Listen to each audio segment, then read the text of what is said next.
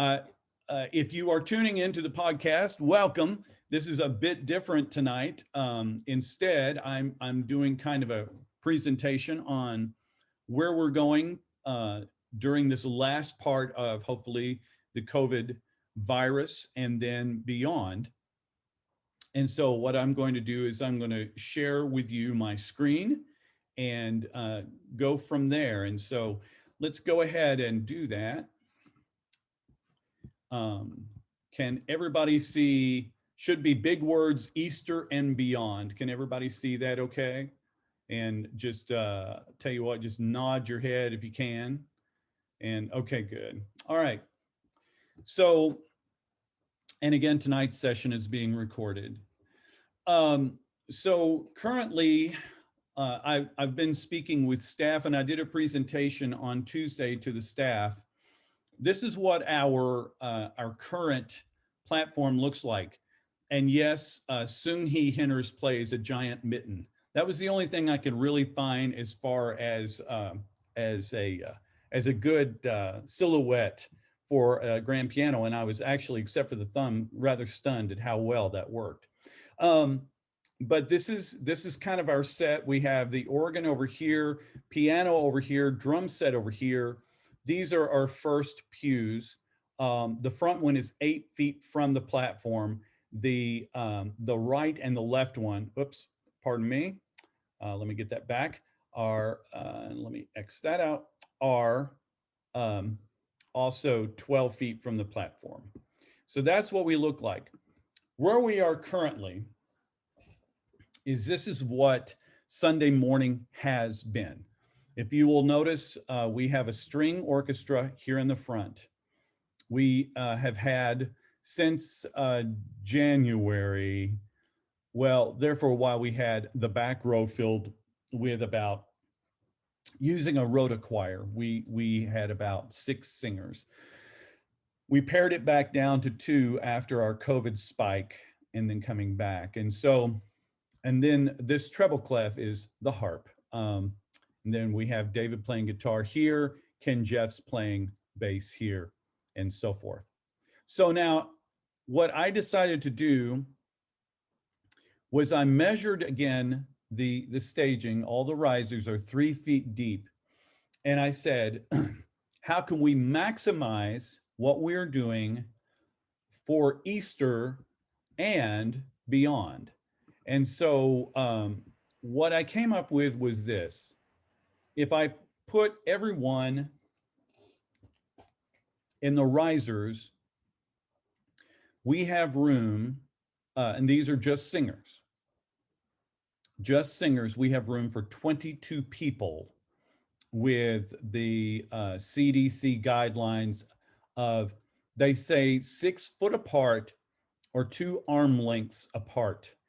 Because very few of us are actually 6 feet tall, I think these 2 arm lengths, because in some of these measurements, it's 5 feet and, you know, maybe 5 to 10 inches. So it's real close to 6 feet, but not quite.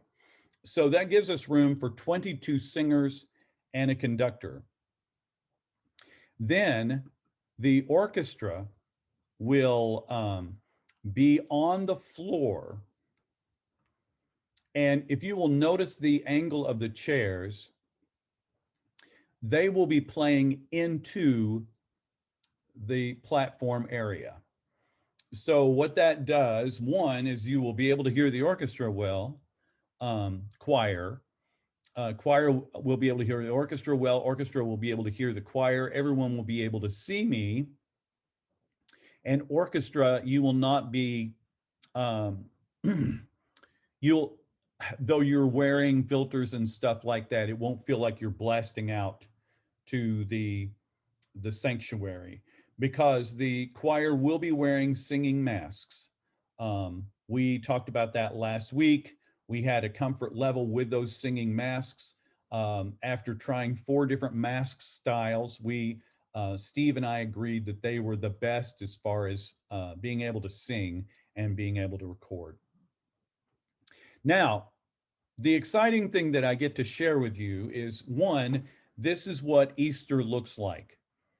But after talking with staff, unless we have other great spikes and something happening, which could always be the case, not only will this happen on Easter Sunday, but this is what we will look like the Sunday after Easter and the Sunday after that.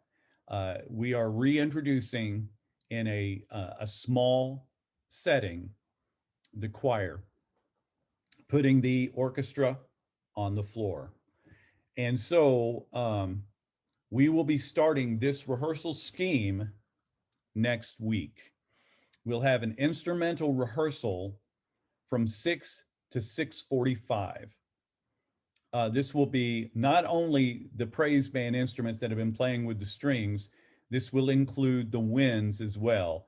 And so on Friday, we will need to send out an email, and I can write something up for our instrumentalists who aren't here, but for everybody in particular with these instructions.